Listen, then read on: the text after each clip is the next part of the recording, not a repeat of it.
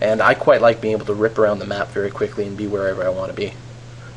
Yeah, with boots of mobility, it gives you a little bit less combat ability and a little bit more mobility. Like it says, like when you're out of combat, you're nuts fast. But when you get in combat and sometimes you need to get that kill, but you get attacked or you attack, you might miss out on a kill here or there, but you'll be able to get more ganks. I think when overall. I'm playing a carry-type character, I definitely lean towards the Boots of Swiftness, but because I generally play tank and support, it makes a lot of sense for me to go mobility, because mobility does let me initiate very well, because I can rush into battle very quickly. I'm not as concerned about chasing people down afterwards, and if I'm playing support, then usually I'm not in the middle of combat anyway, I'm just hovering around the edge. And then the most important thing is to be able to get to where some fighting is happening so I can assist my teammates. Exactly. One quick clarification for that? Does combat include being attacked by them too? I believe so, yes. What about minions? As I recall, minions do slow me down as well. Okay. Alright, so I think that's about it for the boots. Everyone buys boots, everyone knows boots, and I think basically if I had to rank the boots, I'd rank in the attack boots, I'd say the boots of the Berserker Greaves are probably, I don't know, like a 4 or 5. They have their place, but overall not that great. Sorcerer Shoes are probably like a 7. Ninja Tabby and Mercury Treads are usually, I think, like between a 7 and a 9, depending on what teams you're facing. Boots of Swiftness are between a 9 and a 10, and for me personally, Boots of Mobility are like an 8 or a 9 if you're using them right. I think I agree. One thing I would say, to newer players of League of Legends who are looking to improve their play, try to use Boots of Swiftness for like 10 games straight in a row. Unless you're like against a really heavy CC team, in which case you get your Merc Treads or something. But try to use Boots of Swiftness a bunch and get used to them. Get off the crutch of Berserker Greaves or Ninja Tabby, and you will see your game open up considerably. And then maybe assume that Swiftness is your default, and then just drop to the other boots only if you need something very, very specific out of them. I can agree with that. Boots of Swiftness are a very, very, very solid choice for almost any champion. Casters whereas the other ones are work, but otherwise. Yeah, I mean, but for like if you had to pick one boots for every champion to buy, I think Swiftness is probably the best choice. Oh yeah, if I had to pick one for the rest of my life, Swiftness 100%. Oh yeah, that's what we want the noobs to know. If you guys got to pick some boots to use so you don't have to think about one aspect of the game and you can focus on other stuff, get the Boots of Swiftness. So, I think that's about it for that, and let's go over, you want to talk about runes? Okay, well, we can. The time is definitely getting a little bit slim, so we're going to want to make sure for sure. This. Are we going to cut it off at an hour? I mean, we're already at like 45 minutes? Yeah, I think an hour is the hard limit. I think 45 minutes is a sweet spot, so we're definitely going over where we should probably be, but... The hard limit, yeah. I mean, we could talk for probably like 3 hours, but we should probably stop at an hour. Yeah, especially about ruins. I guess the biggest question, and I think, didn't we touch on this a little bit? Some people have... The reason we're talking about ruins is because we got some comments from people asking to talk about them. But I feel like we talked about them a little bit. I don't know. I think we should just save that for next week. I mean, we've already got... Or we can do, a separate podcast later this week, since we're doing one now. Yeah. We can do like a sub podcast for like a little shorter one, like a half-hour one, cover the rest of the stuff we don't want to put in this hour-and-a-half podcast. Okay, I think that might be a good idea. I definitely want to talk about armor/magic resist items versus hit points, though, because I've done the math, so... Okay, sorry about the mic. Go ahead. And we've gotten a few comments asking about this. Basically, the question is, when you're trying to make yourself tougher, is it better to stack armor or health? Or armor/magic resist or health. And so I crunched some numbers, and I assumed a base of let's assume you have 2,000 health and 100 armor, just to have somewhere to start off with. And then the question would be, so this is a later game hero who's already got some defensive items. So the question is, are you better off spending money on more armor or on more health? And the answer is very clearly more health all the time. In fact, unless you've got more than 8,000 health sitting around, or 6,000 health sitting around, you will get no advantage from stacking armor. Health is always the best stat to keep you alive. And as a bonus, of course, is health works against everything. armor or magic resist only works against one type of thing. And so as an example, so the way I did it is I figured out how much armor you get for 1 gold and how much health you get for 1 gold just by looking at, say, cloth armor and ruby crystals as a start. Of course, the more expensive items are more efficient, but that goes hand in hand with each one. They sort of both get efficient.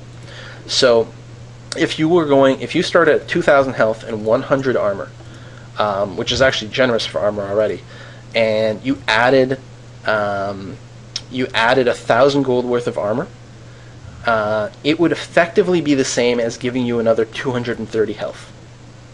If you just spent the 1,000 gold on health, it'd be the same as getting about 570 health. So buying health is about twice as good as buying armor. And there you have it.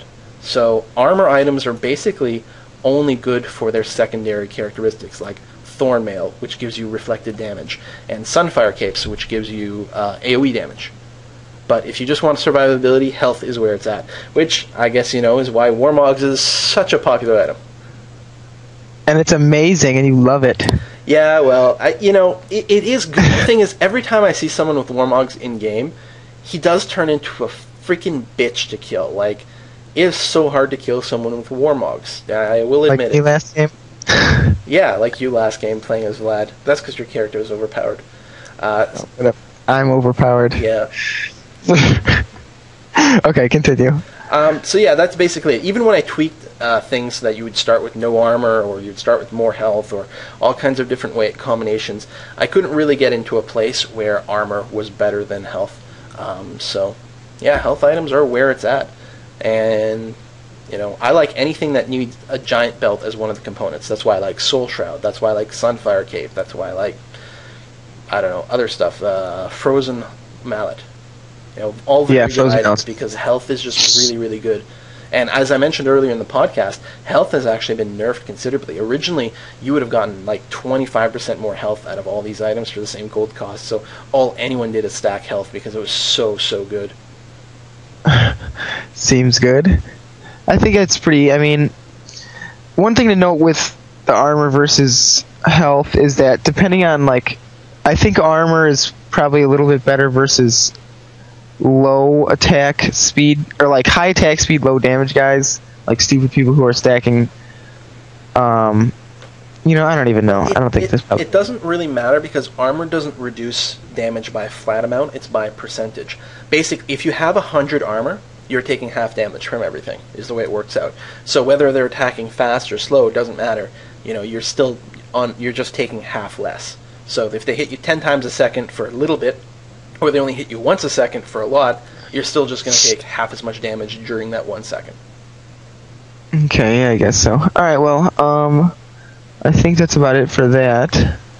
That's your math, so I don't really know that much about it, but I trust it. Do you want to talk? We already talked about cleanse. Do you want to talk about the new map, or not the new map, but that kind of stuff, or do you want to just kind of end it here? Well, we've already talked about cleanse a little bit. I think discussing new map is a good thing. We'll get a little bit of discussion coming in the comments.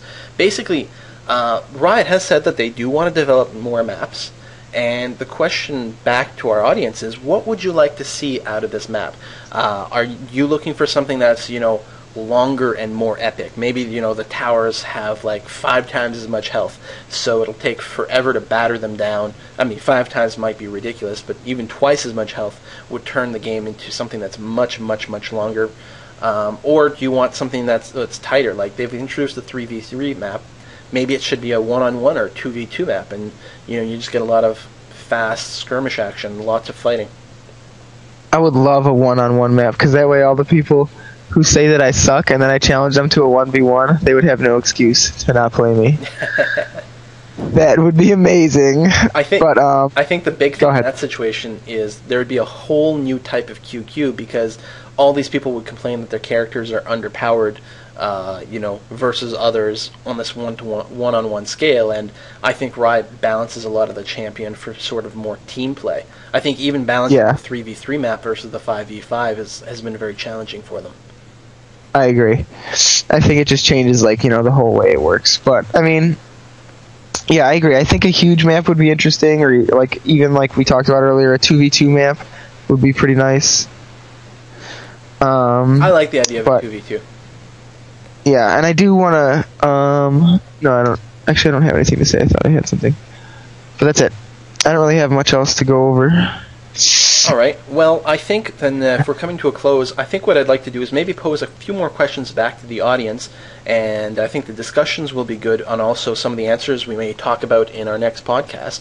But one of the questions that I think we could pose is, who do you think are the best solo mid characters on Summoner's Rift? Or Summoner's Ridge? Rift? What is it? Rift. And I would really quite curious to see what people might say. I used to be a big fan of Sivir myself, but I haven't played her in ages and ages and ages. But you know. Yeah, I think that's definitely a solid question. Let's see, I got some other questions.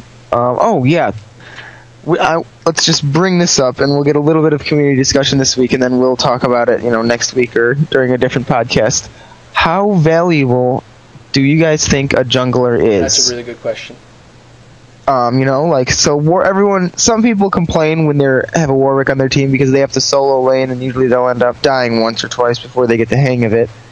But how valuable do you think it is? Because in essence, they give you like 3 solo lanes, kind of, because you have the mid and then the bottom, and then the jungler should stay about on par with the people who are solo laning if they're doing their jungling correctly. Or at least as good as the people who are duo laning.